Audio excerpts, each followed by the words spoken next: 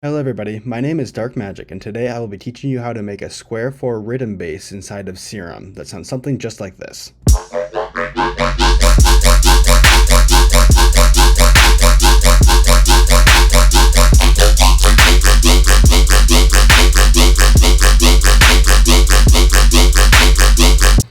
So for those of you who are not aware, SQUARE4 is a preset inside of a synth called Maelstrom, which is found in the Reason Rack plugin.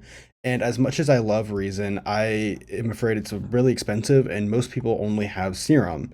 So my goal today with this tutorial was to teach you guys how to make this SQUARE4 classic rhythm sound that everybody knows and loves today inside of SERUM without the addition of a new synth. So we're going to get right into it today. I will be giving a free patch at the end of the video, so make sure to check the description after, and let's go. So the patch right here, I have a copy of it with a blank SERUM, just so I can take you through the steps one by one. So first off, I think it's important to note that I have the wavetable from the patch, or from SQUARE4 in Maelstrom bounced out, and I will include that in the patch in the description, so just make sure to check that out. So just that alone sounds like this.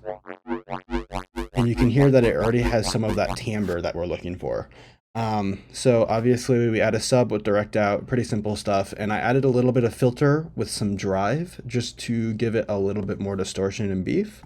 But most of the sound is coming from the effects. So first off is a hyperdimension, very simple stuff. The size is low and the mix is at 50-ish%. Which if you are not aware, just add some stereo imaging to it. I added a little bit of distortion with some soft clip on it. There's a little bit of a filter here, but honestly, it's not making that big of a deal. It's not making that much of a change to the sound. And same thing with this flanger. You can absolutely make entire sounds around the flanger, but this one I just wanted to add a little bit of tonality to it. But the most important thing to note is that I turned the phase all the way down and the rate all the way down so I could automate it myself.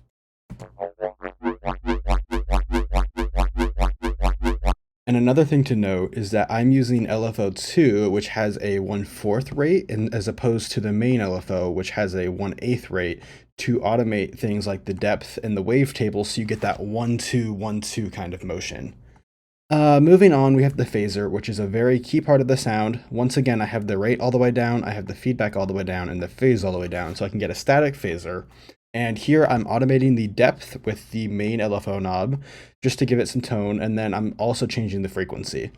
I want to note that I also have a macro set up to both affect the depth and the frequency, just so I'm able to quickly change the tonality from the turn of one knob. Next, I have a chorus, which is just adding a little bit more stereo with some more, I would call it mud almost, giving it some more depth. And I also have that on a macro. It sounds like this. Once again, the high pass filter is all the way up because we don't want any of that incoming chorus sound to be filtered. The rate is down and the delays are pretty much where they were before. So moving on, I have an EQ, very simple stuff, just a little peak or a little notch filter and a high pass. Adding a little bit of tone, but not too much. And then we've got some delay. I like to make sure I filter my delays to make sure they're nice and clean. And I like to automate the feedback with the LFO I'm using to automate the volume of the sound. The reason I do this is because I want that metallic ring to it, but I don't want the sound to actually ring out too long between the silence. Now, where most of this sound comes from is Combs minus. So inside of Maelstrom, there is also a Combs minus with a different sound, but I think that the one in SERUM still works really well. So the main key parts to note is that I am automating the cutoff with this LFO2 that is very slightly moving it, just two little points right there. I don't think that too much is a good idea. I think you get a lot of really like harsh and like atonal sounds. Although if that's what you want, that is absolutely a good sound as well. Once again, I have a macro over here that is controlling the cutoff and the resonance. And I also have a macro controlling the wavetable. So just all of this together, plus an OTT at the end, which if you don't know, OTT is just a preset of a multiband compressor, and inside of SERUM, I have barely touched it. I moved the threshold up a little bit. The ratio is a little bit higher, but it's mainly just giving it some more beef, and it sounds like this.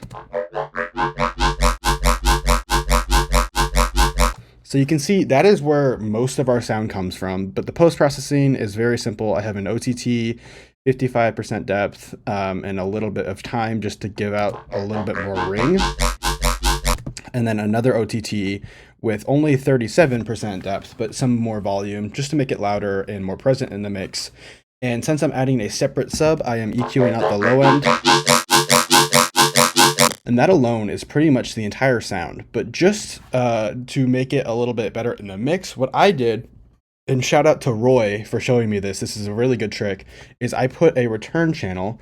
So inside of Ableton, you are able to route the individual tracks to a return, which I have on this return a vintage verb. So this is a reverb plugin. You do not need this specific one. This is what I use, and I think it really sounds good, but you can use any reverb for this. The point is that you can have the mix all the way up at 100%, and you can only have the certain frequencies that you want. So for example, I only want this really high end to add a little bit more high stereo width to the image, to the stereo field. So with that added, it sounds like this. I think it's very important to note that you don't want any of this low mud, so I was able to cut all of that out. Otherwise, that is pretty much it, and I have a very simple sub. This is called an AKIOS sub because I took it from one of their projects. I was watching a breakdown, and I loved how she used their sub, and I made something similar. So it's really simple. It's really just an analog BD sign with the wavetable all the way up and an automation on the level. But it's very important to note that I have a glue compressor and a saturator that are both very cranked. So I have the threshold down and the makeup up and just analog clip. And I am only using these very low frequencies. Altogether, it sounds like this.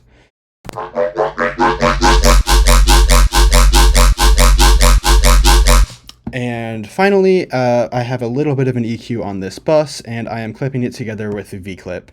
The reason I am using V-clip is because on Mac, G-clip is not working how I want it to work. So I ended up going with V-clip, which is also a very good clipper plugin, but genuinely you can use any other clipper plugin. There's plenty of free alternatives, and any of them work really well. So altogether, just again, the sound sounds like this. Make sure if you are using this patch that you automate the wavetable position, the phaser, the combs filter. Everything about RIDDIM is the automation and to get different timbres. So honestly, the entire sound is really simple. Again, shout out to Roy for showing me the basics of how to make a RIDDIM song like this, and also showing me the Sakura drums that I have been loving. Once again, the patch will be in the description, and if you have any questions, please let me know. I would love to make more videos like this, so please let me know if this is helpful to you, and I will see you in the next video. Thank you so much for watching, and have a great day.